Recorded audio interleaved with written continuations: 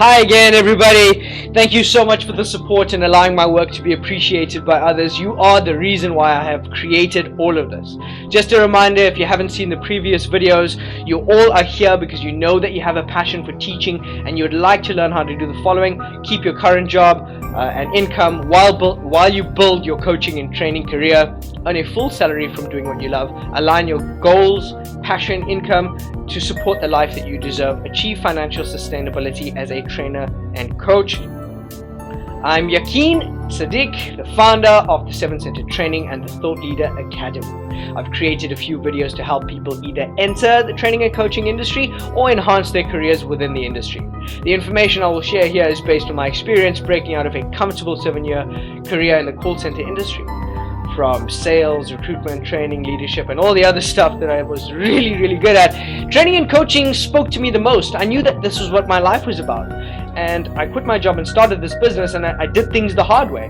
Not by luck, but by following certain strategies in personal development, it finally proved successful. And I say finally because it was no easy task. To start this process or start this business, I first said, I need some experience, or I need more experience, or I need an income, and I started applying for jobs, and I applied for 40 training positions, and I got 0 job interviews, and I realized I have to make my own way, so I did. These videos will help people avoid the mistakes I did, learn from them, and skip possible years of trial and error. The last time we spoke about circular living and preparing for what you want, using the time that you have available, whether that be morning, night, weekends, to move forward as a trainer and coach and move forward towards your goal of achieving that which you seek.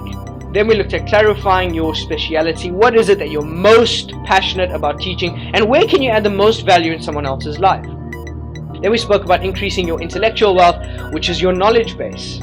You can never ever learn enough, and you can never ever stop learning either. It's the most valuable tool and assets that you have, the thing that nobody can take away from you, not even Alzheimer's, your intellectual wealth. Today we're going to cover growing in the training and coaching industry. We're going to confirm the clarity of your speciality, the stuff that you've covered in the last video, choosing what you want and being sure about it, searching for opportunity like you are doing now, set your value proposition, set your rate and your fees, and then we'll look at the proposal, the full offer, so you have something tangible to offer people.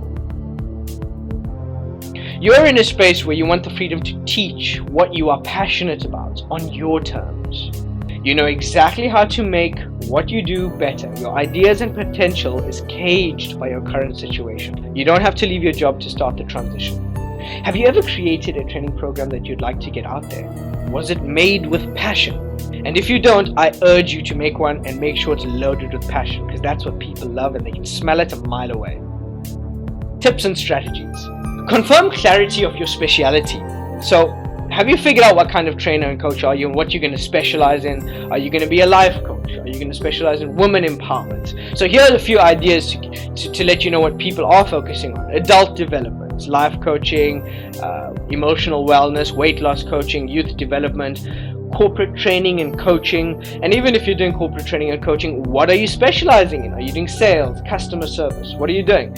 Where would you be adding the most value? I think that is the most important question that you can ask yourself, is where could you add the most value to a person's life or an organization? Searching for opportunity like you're doing now. If you're not looking, you won't find anything. You can only search for what you really want after defining what you want. Our brain filters information depending on what we're looking for. Look at this, for example. When you bought a car, or when you bought an appliance, or when you bought anything new, before you did that, you were shopping around a bit. And then you started to see those things more often. And maybe when you bought the car, you started to see more of them on the road. Now, do you think that happened because you bought a car and more people bought the same car because you did? No. You just started noticing more of the same car. That's all that happened. You see, your brain filters out what you most dominantly think about, the images that you project into your mind's screen.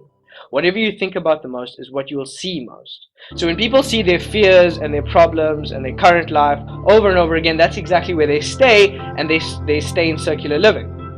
But if you change those images and change your goals and your vision, you start seeing a different image, and you start shopping around for the things that you want, they start entering your space. So keep searching for the opportunity until you find them. Set your value proposition. Lots of the stuff that you see here will be used in your proposal. So first off, who are you? What is your profile? What do people need to know about you and your credibility for the thing that you specialize in? What problem do you solve? What will you offer? What product or service? How does it work? What are the timelines? Who is it meant to help most? So who is it aimed at? And then what is it? How does it all work? How do you outperform competition? Do you have any value adds? Is there anything extra that you will add over and above what people pay for? Set your rate. The best and easiest way to set your rate if you're just starting out is check the competition. To get an idea of what market-related pricing looks like, see what the competitors are charging. Charge what you feel it's worth. Don't charge exactly what your competitors would charge. Do some research, and what you really need to do is you need to know that your mind must be at peace with the rates that you choose. It needs to be deserving. If you think it's too little, then you're doing yourself an injustice. If you think that it's too much, then you're probably not going to get any clients. You need to be at peace in mind with the rate, and when you are at peace of mind with the rate, other people will be too. Or rather, the right people will be too. Free work. I've seen people in this industry get stuck in doing free work, and their calendars, have lots of things going on, but they're not getting any revenue in, and of course that's not any way to look at your future or support yourself. So free work should be done in a very specific way. Or if you have clients, then you can do free work just to help other people. Do what your heart tells you, but do not get caught in doing too much free work. You shouldn't be doing more free work than you are paid work. Discounts. You should only offer discounts if and when you feel they are earned, or if you feel that it's right to do so. If you give too much of a discount, or you always give a discount, that is how you will be seen, and that's the sort of frequency and the image that you give off. That you can give a rate and it doesn't really mean much because you're going to give a discount anyway. Pay careful attention when you give out a discount. Make sure that you're doing it for the right reason. Rather, break up a payment than offer a discount. And that's my suggestion there. Proposal, the full offer. So use the titles from the value proposition for your proposal content. Add the pricing and your branding, and you have a proposal. The key requirements for a proposal is it must be good enough to read and understood even if you're not present. If you are submitting this to a company, they're going to take it to the director or another decision maker or the financial manager, and they need to read it and understand it and buy in just as good as if you were there. Your proposal needs to be clear and simple. Remember, less is more. You want to give as much detail as you can in person, but in your proposal, you give as much detail as it is necessary for them to make a decision. Let's do a quick recap on growing in the training and coaching industry. Tips and strategies. Confirm the clarity of your speciality. I've given you guys a few ideas on how you can move forward there. Search for the opportunity because your brain works as a filter. It only finds that which you think about most. Set your value proposition, set your rate and your worth, create a proposal, and then you have something that's tangible to offer. Now this is if you already have a training program. If you don't, I suggest you start building one right away in alignment with what you are most passionate about. In the next video, we'll be covering succeeding in the training and coaching industry.